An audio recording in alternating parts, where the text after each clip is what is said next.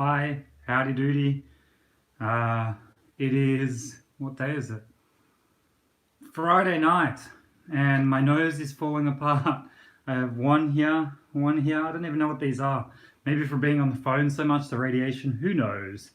Let's call it that. Let's start a conspiracy, why not? Hope you've all had a good day. Today, there's been a bit happening. I'll talk about it. I've wrote some stuff down about what happened today. We hear that another business is going to open itself up. So a company called Adam and Weave. Adam and Weave is opening their salon. Adam and Weave Salon is opening their salon. They've got a barber there as well, and they're opening in Hughesdale from 8:30 tomorrow.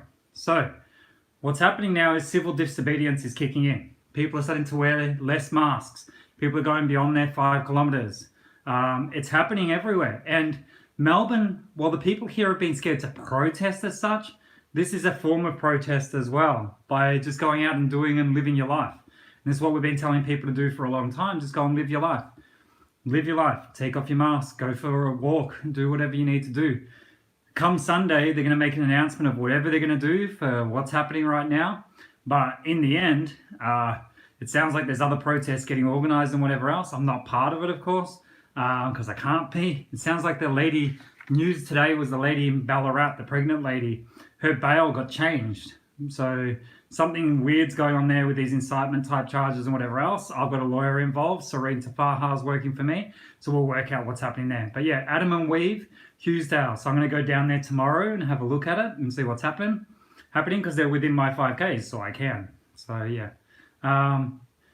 I've just been talking about Jane Holton on my page, and people are writing down a lot of things here. Check it out. Linchpin Jane Holton for the Crown Casino. Yep, she's part of everything. She's the cabal. She's part of all of these things. So, put up a heap of posts about Jane Holton, how she's part of the Event 201. She's part of the banks. She's part of the hotel quarantine inquiry. She's part of the aged care inquiry. She's part of everything. She's from who? She's part of the global agenda. We need to keep an eye on her and keep writing down anything you see about her. Keep putting it out there. Today at Dan Andrews' press conference, I watched it, and it was really interesting to watch.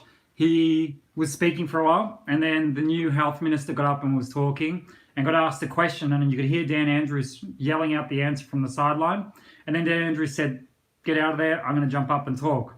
He is a dictator. He will not let things go through people. He doesn't trust anyone. He's making all the decisions because he's a puppet. There's someone there with the strings, whether it's Jane Holton, whichever ones of them are, it is doing it. He's just a puppet. So we know these decisions, such as the hotel security guards and whatever else, he's made that decision because you just watched today and you know he's made all of the decisions. No one else has done it. So you'll be able to see it and you'll understand it, and you'll see that he's made every decision here, but he's doing it as part of the global agenda. The problem that they have is they didn't expect people to fight back, and they don't expect civil disobedience either. They don't expect it to the extent that it's starting to happen now, because when they planned these Event 201s and other things, and the Rockefeller Foundation made their plans, they didn't see people rising up for, I think, 10 years, and then people started to try and rise up, whereas we're doing it within a year. It's actually awoken people. They thought they had us in such a trance that people wouldn't stand up, but everyone's standing up now. So there you go. Now, I wanted to tell you a funny story about me today. I was having a bit of a funny day. I hit my head when I was at the shops. I walked into something because I wasn't concentrating. I ran out of petrol. I haven't told anyone that, but I ran out of petrol.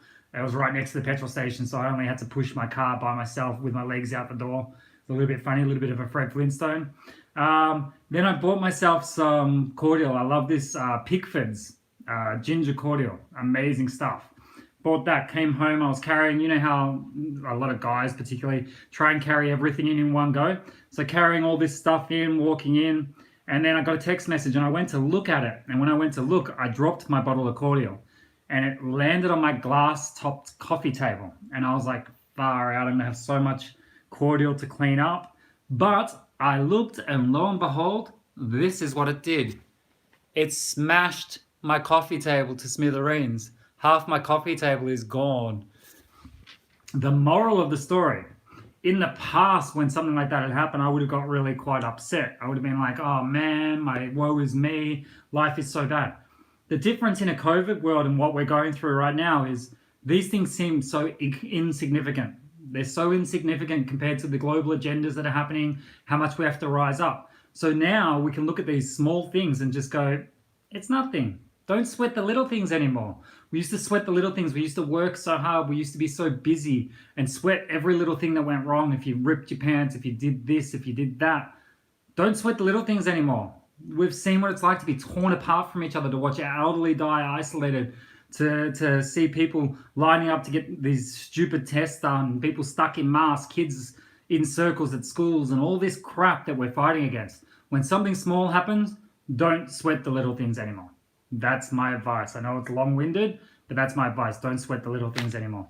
Now, I wanted to tell you one more thing, something I'm going to do tomorrow as a social experiment. So my social experiment is that I want to, tomorrow, I'm going to go out, I'm going to wear a raincoat, I'm going to go for a walk. I know the weather in Melbourne tomorrow is fine. So it's going to be overcast, but no rain. None expected, 0%.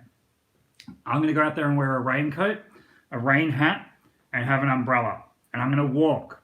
And what I want to do is say hi to people wearing a mask. And I want them to engage in conversation and look at me and say, why are you wearing so much raincoat stuff? Like, why so much protective clothing? I'm going to say, well, there's a 0.00003% chance of rain.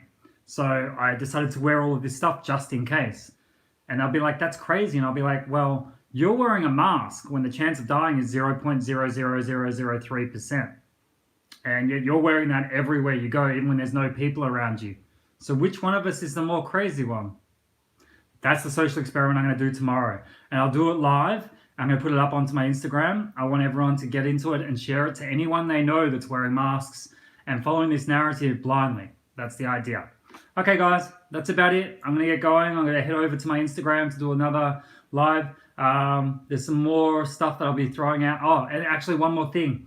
We're starting a new page for teenagers, and we want them to be uplifted. And I'm looking for people, anyone who's got any skill sets that they want to help with the kids, please call out. I'm going to do photography courses and basketball courses. We've got someone else doing music courses. We've got art courses. We've got some comedians talking. We've got chefs helping them as well.